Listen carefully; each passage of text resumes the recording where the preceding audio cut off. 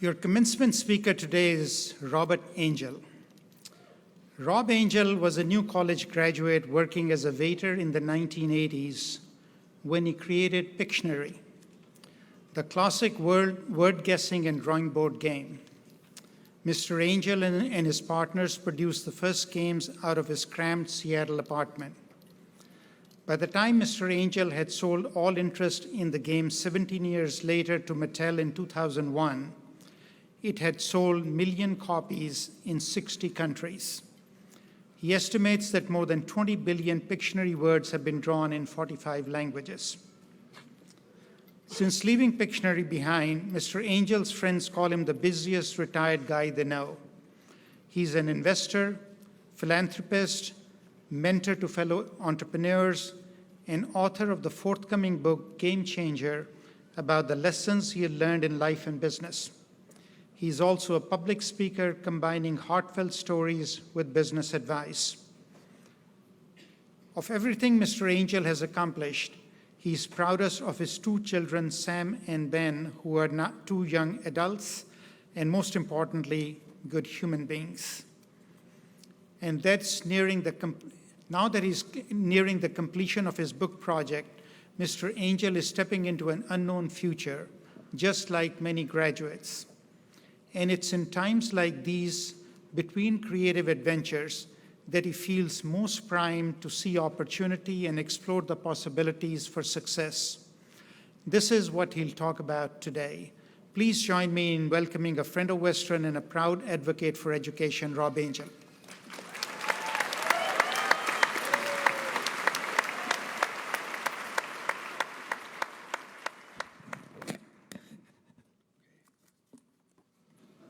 Hello, Western.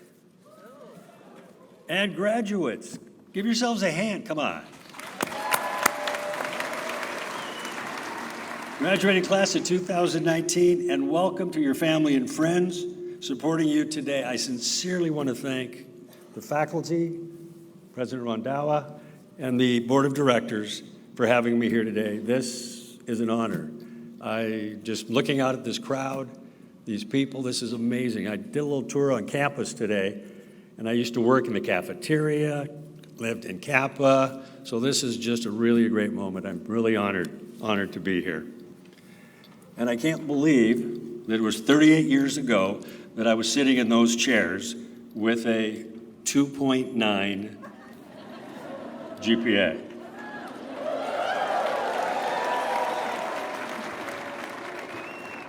And I worked hard on that GPA for 5 years.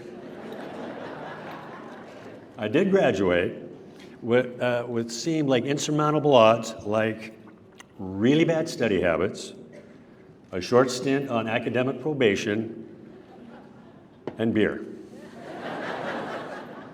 So what possibly could have happened between where you sit today and I stand now? Well, it's partly because I created Pictionary, and it became the biggest selling board game in the world. But that tells you why I got here, but not the journey, how I got here. So humor me, make some noise if you've ever played Pictionary.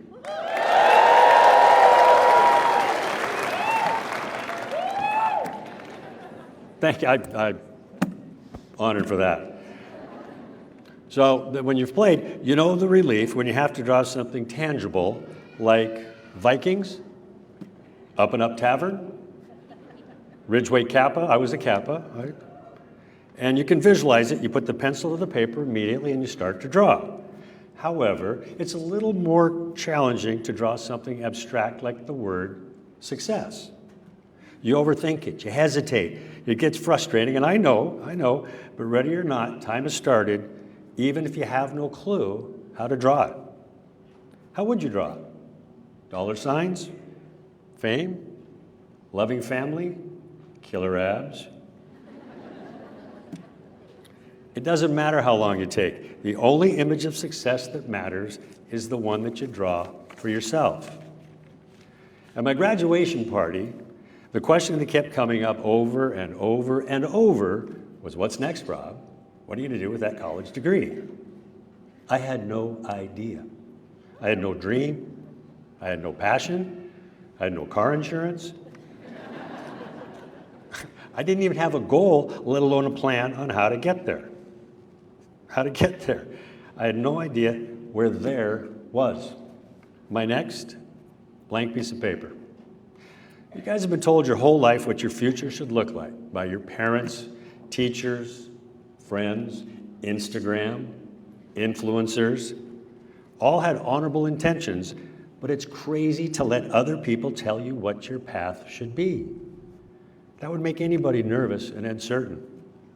But I'm telling you, the not knowing is normal. You're young, you're not supposed to know, you're not supposed to have all the answers, and it wouldn't be any fun if you did. It's more exciting to just go out there and explore the questions. So relax, everybody relax, take a chill, don't be in a rush because you have time. Let it unfold. Give yourself permission to discover what success feels like to you. Well, you might be thinking, well, that's great, Rob. How can I move forward without knowing the destination? Besides, you had Pictionary. No, I didn't.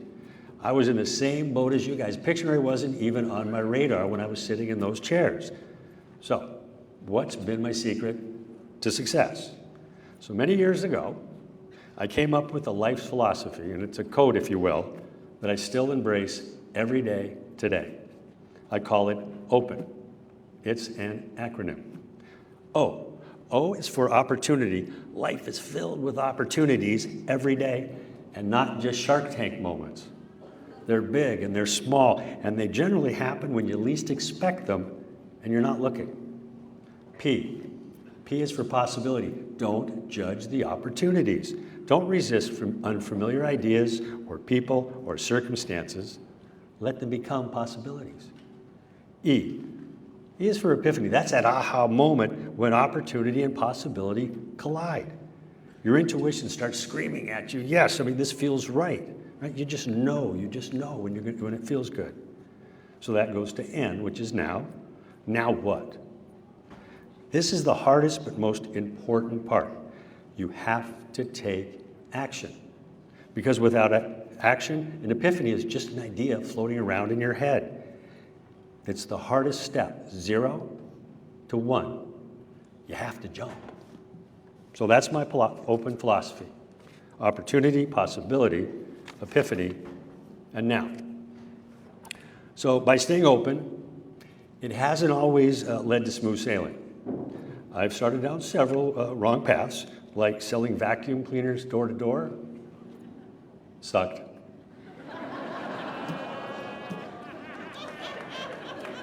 Had to do it. Real estate, tanked.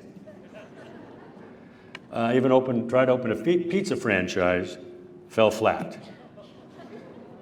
But all those wrong paths, they got me to where I was supposed to be. So just 2 weeks after graduation, June 12th, 1981, which happened to be my birthday, it was a big day, I moved from Bellingham to Spokane, rented a house with 3 buddies, and was waiting tables. One night, we started sketching words out of the dictionary, and that was it. That was the opportunity. Soon we were laughing our butts off, having a ball. That was the possibility. I had no idea that playing this silly game would lead me down a path that was going to change my life. But late one night, after another inspired game, I had my epiphany. This would make a great board game. So my intuition was screaming, yes, do it. So I was ready. So this was my now moment. I had to take action. What did I do? Nothing. Nothing. I panicked. I had no idea how to make a board game, let alone how to market and sell it. I had my business degree, but I was totally overwhelmed by all the steps necessary to get it there. So I kept telling myself, Rob, you can't do it. You're just a waiter. And I didn't tell myself that because that was my day job. I told myself that because that was the box I put myself in. And that damn box, it led me to overthinking and self-doubt, and it took a hold of me, and I couldn't shake it. I just couldn't shake it. I shut down. I didn't sleep for 2 weeks.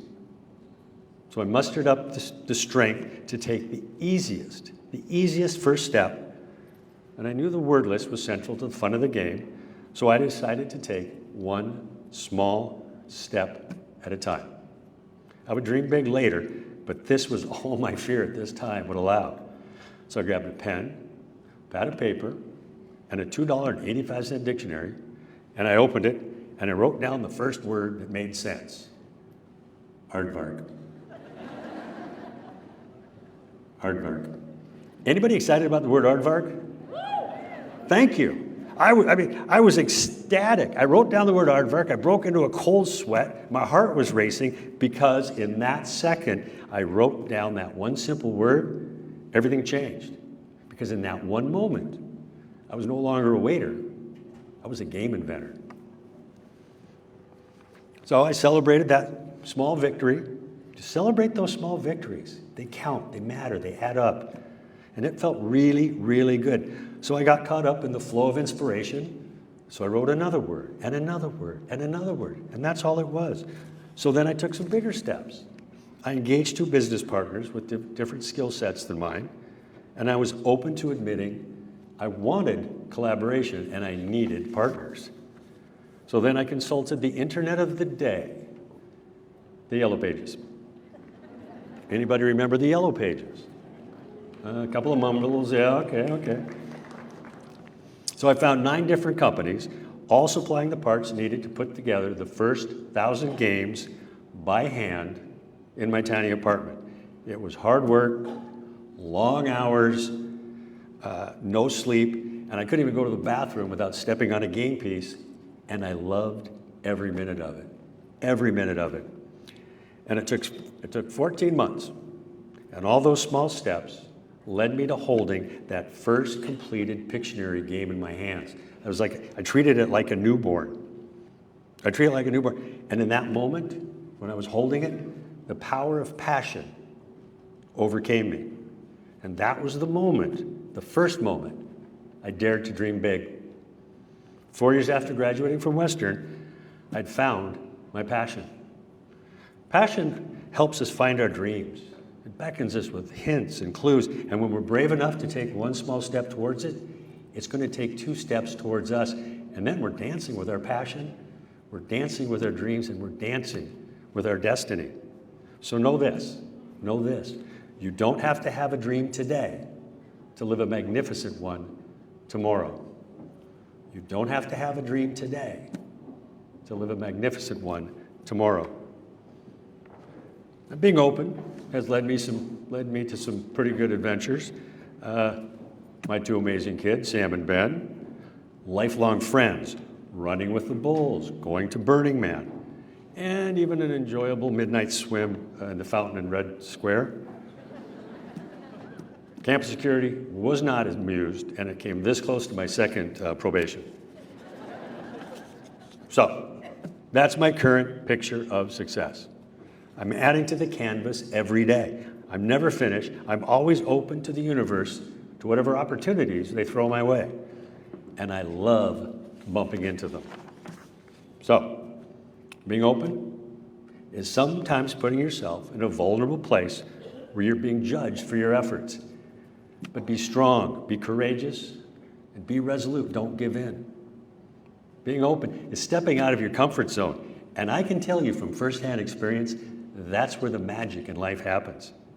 So be open to who you meant to be and who you want to be. Don't let somebody else draw the picture for you.